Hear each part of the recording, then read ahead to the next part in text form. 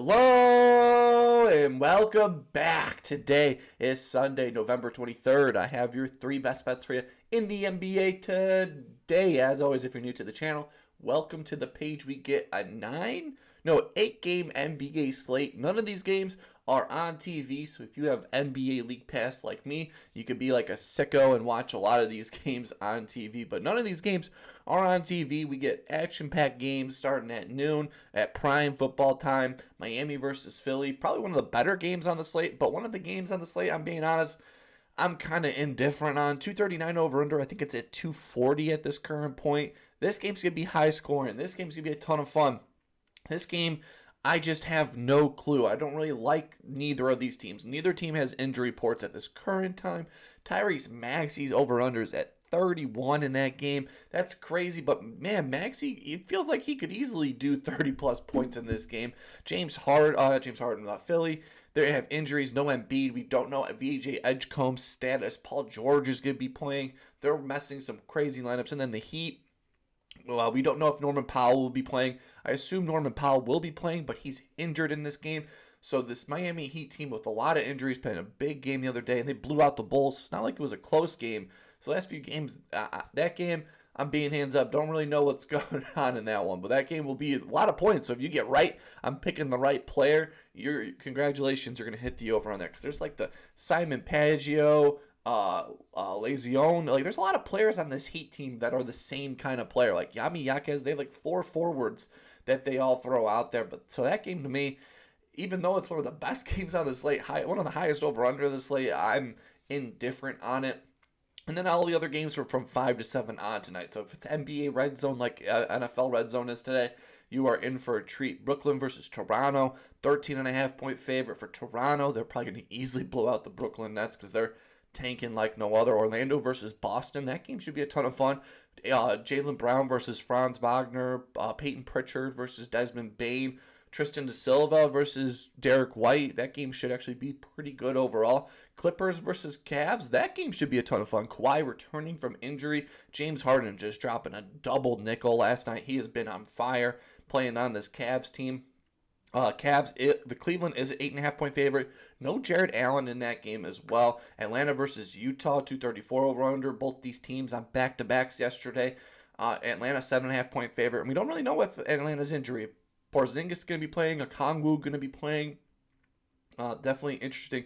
I think Walker Kessler, Caravan I think will be out in that game. So maybe the Charlotte backup center in that one. Portland versus OKC, the biggest spread on the slate. Crazy to think Portland's the only team to beat Oklahoma City this season, and now they get Oklahoma City at home. I bet they're going to come out with a vengeance because the spread shows 15.5-point spread on that. No one's going to stop Oklahoma City except for Denver, and probably if the Lakers are healthy. San Antonio versus Phoenix, this game should be a ton of fun. 233 over under. De'Aaron Fox versus Devin Booker. Those two players will be going at it in that one. And then we get Lakers versus Utah. They're running it back from the other day.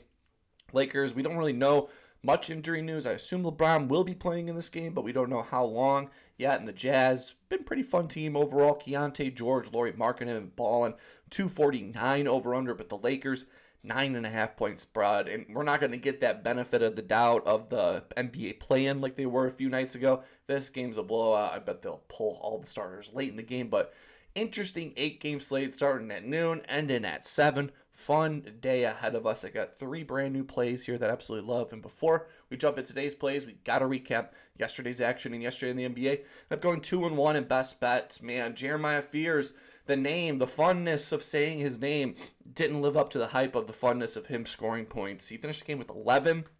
He tried so hard.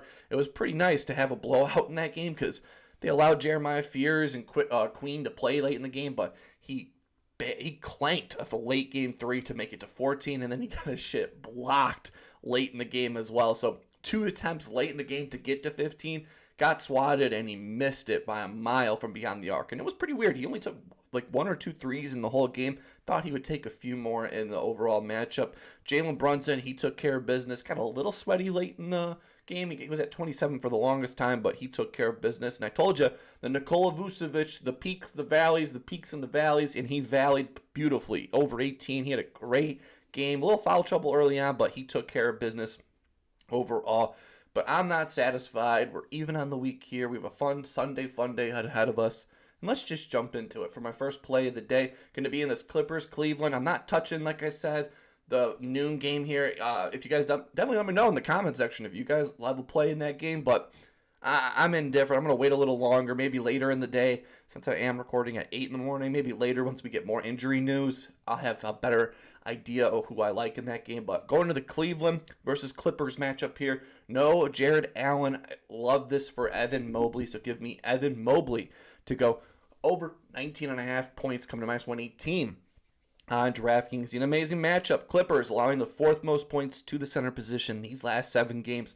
The Clippers on the season allowing the 8th most points to the center position. And Evan Mobley being moved from the power forward to the center position. I love it even more. Going over 3 for his last 5, averaging 26.6 points per game. Going over 2 for his last 3 against the Clippers, averaging 19.6. With the last 3 games against the Clippers, he's had 20, 17, and 22 points in his last 3 against the Clippers. And why we love this so much is Evan Mobley at home is a different player than he is on the road. 60% hit rate at home this season, averaging 19.6 points per game.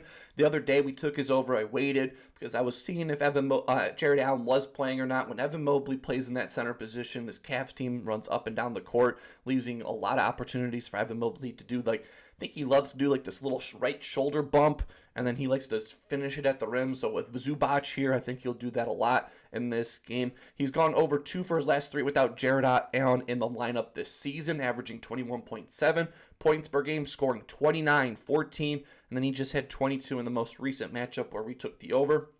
I have him projected at 22 plus points again in this game, and centers against the Clippers. They've had some big games. Walker Kessler, yeah, guy that's been out for the year since the start, he had 22. Quentin Post had 12. Bam Adebayo, 25. Mark Jackson had 19. Kristaps Porzingis, 20. Jokic, double nickel game, 55. Garza, 13. Quinita, 14. Totally butchered that name. Drummond, 14. And Batias, totally butchered that for the Wizards center. He had 10, and he hit his over. Evan Mobley has a great matchup.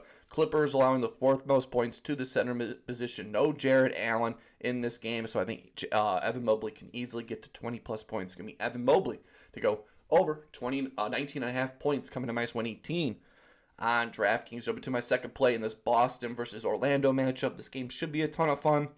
They've played each other in plenty playoff games. They have good history. These teams know what they're going to expect in this one, and I'm going to the Orlando side of the ball. With it being a back-to-back, I'm not worried. They're without Jalen Suggs in this matchup. They're without Paolo Banchero, and I think it's an all systems go on Franz Wagner. I'll give me Franz Wagner to go over 24.5 points, coming to minus 114 on DraftKings. He has a great matchup too. Boston allowing the 4th most points to the small forward position these last 7 games. Again, Boston last 7 games, allowing the 4th most points to the small forward position. And Franz has balled out in this matchup prior, going over 4 for his last 6 against the Celtics, averaging 25.5 points per game. With the last 6 games, him having 25, 32, 24, 25, 27. And then he just had 20 in the most recent matchup this season. The 2 games he's played against Boston this season, he's had 27 and 20. Both of those games, he's had Jalen Suggs and Paolo Banchero in the lineup. Without those guys in the lineup, he's gone over 3 for his last back-to-backs. Without Paolo Banchero in the lineup, he's gone over 3 for his last 5, averaging 28.4 points per game. In his last 3 back-to-backs without Paolo, he has scored 29 plus points in each game.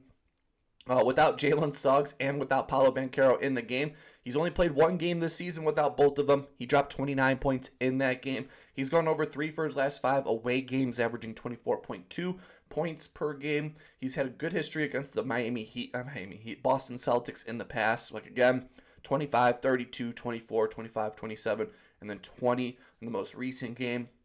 I have him projected at 27 plus points here. Boston allowing the 4th most points to the small forward position. I think Franz Wagner, even on this back-to-back, is set up for great success. He's going to continue to stay hot coming off of a 37-point game. So give me Franz Wagner to go over 24.5 points, coming to minus 114 On DraftKings, to jump into my third and final play of the day in the late game, San Antonio versus Phoenix. Close spread.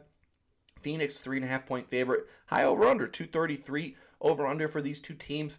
And I think not Devin Booker on the point guard for the Suns. I'm going with Collin Gillespie, the Suns' backup point guard. I think he has a great opportunity ahead of him. So it can be Collin Gillespie to go over 12.5 points, coming to minus 123.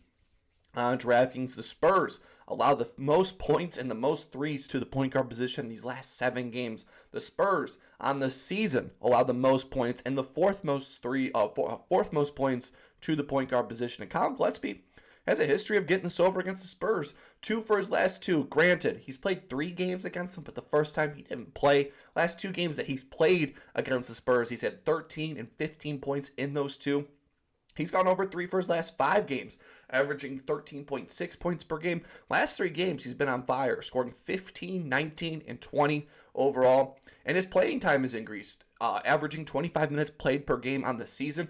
Last 3 games, he's played 31, 28, and 34 minutes in the last 3 games here. This team needs another primary ball handler, and that's Collin Gillespie.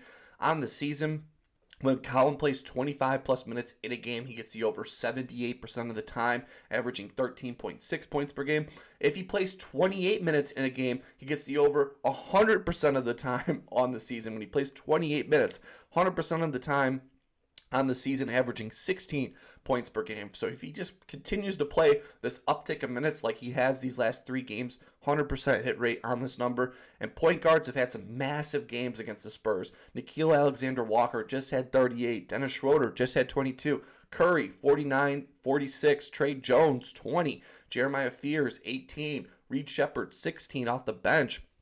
Collin, off the bench, 15, and Jordan Poole, 21-plus points. I have Collin projected at 15-plus points in this game. I think it's going to be a big game for the backup point guard. So it's going to be Collin Gillespie to go over 12.5 points, coming to minus 123 on DraftKings. And those are my 3 best bets for you in the NBA today.